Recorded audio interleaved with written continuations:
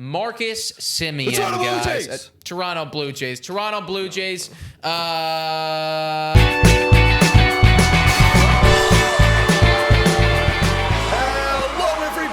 Welcome to Blue Jays Today, where we always have something to say about the Toronto Blue Jays. I am your host, Adam Peddle. And I'm your host, Nicholas Blaylock. And today, guys, we're going to be looking at the top 10 free agents on the market and predicting where they're going to go. Before we get into it, though, folks, please make sure to like, subscribe, comment down below what you think the biggest free agent is on this list and where are they going to go. All right, man. Carlos Correa. That's who we have at number 1, and that's also who MLB Trade Rumors has at number 1. We're actually going to be taking their list of top 10 and then just kind of going through it. So let's start with him. We got him going somewhere. I feel like everybody's talking about it. Tell the fans. Well, we think he's also going to go to the Detroit Tigers. I mean, it's just a match made in heaven. The Detroit Tigers, they are going to be the team that I'm going to be watching during the regular season to see how well they're going to improve after this offseason. Like, they're going to spend huge. And Carlos Correa is a perfect guy that you want to bring to really bring the young guys around, right? He's exactly like the George Springer that we brought over for the Toronto Blue Jays. This is Carlos Correa. He's going to be building all these little guys, all these young prospects going to be built around him. I think it's perfect. What do you like else about it? I just think that it's a perfect foundation. You know what I mean? Like you got branches. Now you need a little bit of a root to your tree. And Carlos Correa can definitely do that for you. I feel like I like your analogy of the Blue Jays because it feels like this team, the Detroit Tigers, are basically like a year or two away from being where the Blue Jays are right now. So that's where we got Carlos Correa going. Big shortstop. He's going to get paid over $300 for sure. Absolutely. Another dude getting paid over $300. It's Corey Seager, and I kind of hate to say it, but it's probably the Yanks, guys. It's probably the Yanks, man. No. And you know what? This is why I think it's probably the Yankees. Look, they're underneath the luxury tax for the first time in 2 years. And what does that mean to a big market team like the New York Yankees? Money. Here you go. 300 million. And I think that based on their last season, they don't want to repeat that. Even though they did make the wild card, that's disgusting. No, they don't want to do that. That was a failure for the New York Yankees, for sure. And like up the middle, you have Torres and you have Urshela. Now, Urshela defensively is actually pretty decent, but Torres is just not cutting it. You want to boost that middle infield. You get someone like Corey Seager, who's been to many World Series. Yeah, and frankly, he's just such a stud. He's going to make their lineup incredible. They have the money to spend, and I mean, it just feels like a match made in heaven. Absolutely. He'll get paid over $300 as well. Number 3 on this list is Freddie freaking Freeman, and I keep saying he will not be a free man this offseason. He's going to be a paid man. And we are predicting that he sticks exactly where he is right now, that Atlanta does get the deal done. They've been in conversations back and forth. It feels like they both want to do it. They both want to do it. They're just like finagling each other. But I don't see it ever getting to a point where they walk away from the table. No. Freddie Freeman, in my mind, is a brave for life. I mean, he grew up, he was around the team just at the end of the Chipper Jones era. And Chipper Jones, as we know, incredible player for the Atlanta Braves. And I think Freddie Freeman's kind of following in that same, the footsteps, the path of Chipper Jones, and I think that they're gonna work through the negotiations. It's gonna happen. I'm not worried at all. Just won a World Series. I mean, come on, how could you not come back? No, I mean, there's just way too much, and I use this analogy, but it feels like there's too much sexual attention there for it not to eventually happen. You know what I mean? Like, it feels like it's just a match made to happen. One day they're gonna bang.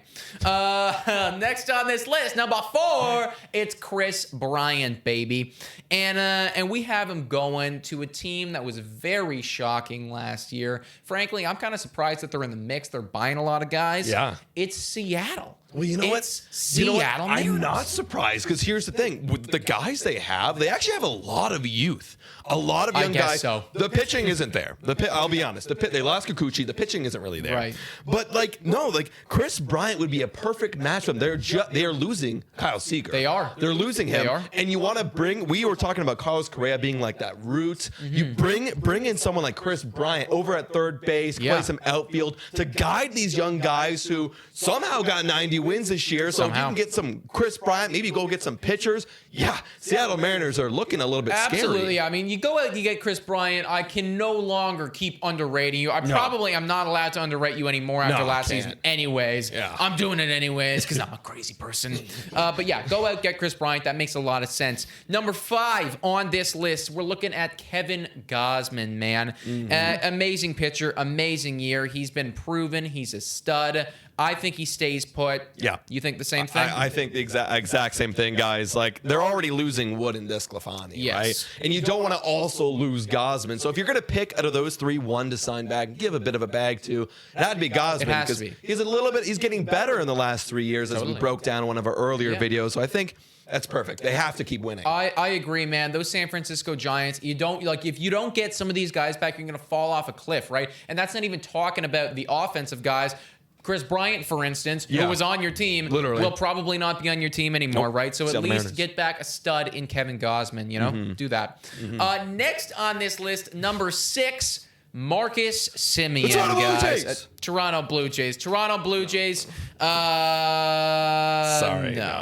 Sorry. I'm sorry. We always do it to you guys. Yeah, I just don't think it's possible. You said it, and I actually looked down at my page, and I'm like, did we write that? I was like, no, we did not write that, guys. We didn't write that. We wrote the Astros, actually. Yeah. He's probably not coming back to the Blue Jays. But the reason that I like the Astros a lot is because really early on, and Carlos Correa denied this, but really early on, they gave Carlos Correa an offer, and it was for roughly $160 million. I think it was 8 years. I forget the exact years entirely. But basically, that offer to me said that we're willing to spend money this offseason. Not as much money as you, Carlos Correa, but maybe enough money to get a Marcus Semien. Yeah, I mean, Marcus Semien projected on MLB Trade Rumor is supposed to get 6 years, 138. I mean, that's perfect for them. That seems like the range for them. You know what I mean? And they got Verlander back. Even after getting Verlander back, they still have $45 million to spend. That's enough. Just enough. And you know what? And this is perfect. And I always talk about windows and franchises. And Houston's window is entering phase 2. When they're losing guys like Correa, they're losing guys like George Springer last year. And you kind of got to start replacing them with some free agents if you don't have the prospects there. So Marcus Semien's literally going to come in and replace Carlos Correa. Yeah, and it won't even really feel like that much of a loss. No, not at all. At least not at first. Maybe in like 3 or 4 years it could be, but at first, like, this is a great dude. Like, you could. I mean, I think that it's very fair to say that Marcus Semien had a better year than nominated Carlos for Correa, MVP. Nominated for MVP. Literally last season. So I mean, you go out, you do that. Like, your team is just as good as it was before, if not even better. Absolutely. Number 7 on this list is the Ray Gun, baby. Another Toronto Blue Jay who is not coming back to the Toronto Blue Jays. No. We actually have him going to New York, but not the Yankees. It's the Mets. Yes. And the reasoning behind that is that they are also losing a little bit of some pitching guys as well. Yeah. They've already lost Thor, as we know. He's at the Angels now. And Stroman, I think he's ready to cash in and go somewhere else other than New York. And that leaves him with Cookie Carrasco. Obviously, Jacob deGrom's an absolute stud. Yes. But then Taijuan Walker, who didn't have such a good year. And they kind of need someone who, I mean, literally just won a Cy Young. Imagine him, if Robbie Ray was Cy Young next year, again, like that caliber. And DeGrom. Oh my Healthy, gosh. Amazing. And they're going to need it because at best, if their offense can be mediocre, they're going to need a lockdown rotation. And frankly, too, like, when I was first thinking about this, I'm like, geez, like, Robbie Ray, that's so much money for them. Yeah. But at the same point, this management has basically gone out with their actions and said, we don't care. We want to win, and we will spend money to win. Yeah. So I think that the New York Mets will get it done. And they just got a new GM, too, so that fire is going to be lit on his butt from 100%. The fan base and the staff and everything. And that guy's probably looking at this. He's like, holy mother of fuck, we're losing these pitchers.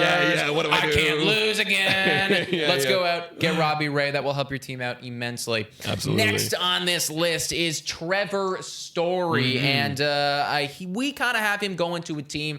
And again, didn't initially expect that I would be writing this team's name down. But if, like, all of our other predictions come true, if Seager goes to the Yankees, if Correa goes to the Tigers, like, if those guys get their guys, then I think the next logical team to go out and get a big shortstop, which Trevor Story would kind of be the last one on that category, is the Texas Rangers. Yeah, and that's wild because everyone thinks, this is what I've been thinking. I'm very biased. I'm like, Texas Rangers are crap. They have no prospects coming, blah, blah, blah, blah, blah. But you got to think of it this way, okay? They don't have anybody to pay to play, okay?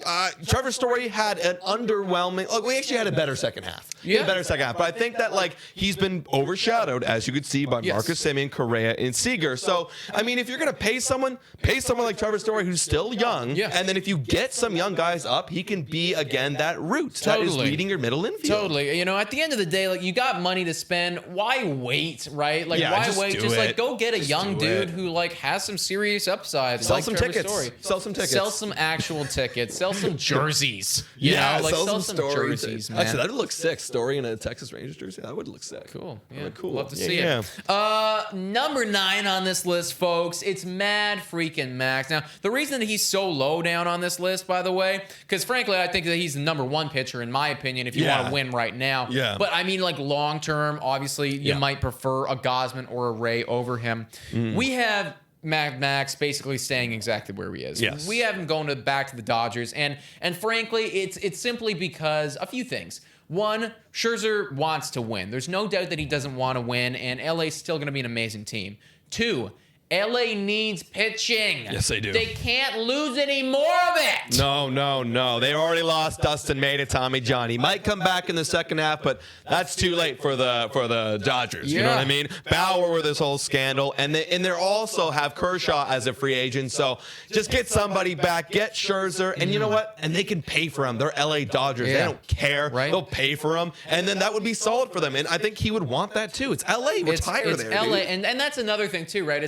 It's LA. It's a great city. You're already living there. Yeah. You know, so it's it just makes the sense, folks. It seriously just makes the sense. As much as I want to see him come to the Blue Jays, is he really about to uproot himself from LA to come to Canada? No. Let's be honest. We'd have to give him 40, 45 million. More. Probably more, dude. 50 million a year? Probably something stupid like that. Holy crap. I would imagine that. so. Last on our list, folks, we got Castellanos, Nicholas Castellanos, and we're saying that he is going to end up with the Philadelphia Phillies, playing that outfield spot with MVP. Now we can say that MVP. Congratulations, big dog, Bryce Harper. He'll be playing outfield with them. Why do you think that's the case? Well, I mean, think about what they did so far this offseason, right? They already got rid of Andrew McCutchen, right? Their team is just kind of mediocre, right? Yes. And you could point it a lot to their bullpen, and obviously Nicholas Castellanos is not a bullpen, but you want an excited team. You want to get some more offense in that, which their offense was kind of mediocre as well last year, ranked 14th in OPS. Go get Nicholas Castellanos, who at one point in the early season was running for the MVP. Totally. So get him, make that outfield really good, and just win. Win already. Why are you not winning? Frankly, I'm frustrated. Yeah, I'm a little frustrated too, man. I'm a big. You love those guys. Yeah, I like Philly, man. I like Philly. I feel like I want them to do well. I'm a big fan of Bryce Harper. I like him. I like me some Rhys Hoskins. I like me some Zach Wheeler. You know, they got JT Realmuto back. I don't understand why we're not winning right now. Obviously, bullpen is a big issue. But Nicholas Castellanos, this is only ever going to help a team. So I think that they should go out and get him. But man, those are our 10. Woo! Those are the top 10 free agents, what we think they are going to do. We didn't get into how much they're going to get paid because I feel like that would make this video very, very long. But gave you some rough estimates. So with that being said, I would love to hear what you guys think down below. Some of the bigger names on here, who's going to get paid, and how much are they going to do it? What did we get right? What didn't we get right? Let us know. Let us know, guys. You guys check us out on Spotify, Google Podcasts, Anchor, Radio Public, and Breaker. Also, guys, please make sure to like and subscribe. Hit that post notification bell button. And as well, guys, this video is brought to you by FanDuel. Click the link in our description and sign up and do some fantasy betting while we're waiting for the Blue Jays and other sports teams and other baseball teams. Maybe the Phillies. You can bet on Nicholas Castellanos. And also, guys, make sure to become a Patreon. It's $3 a month. You can come onto our show, and we have new Patreons. Lucas Michaels and Mario Longo. Big shout out and thank you to you guys for hopping onto the Patreon ship. We appreciate that so much. And shout out and thank you to all of our current Patreons. You guys are all studs and amazing. The support is it's so lovely. Guys, thank you so much for watching. Go Jays, go!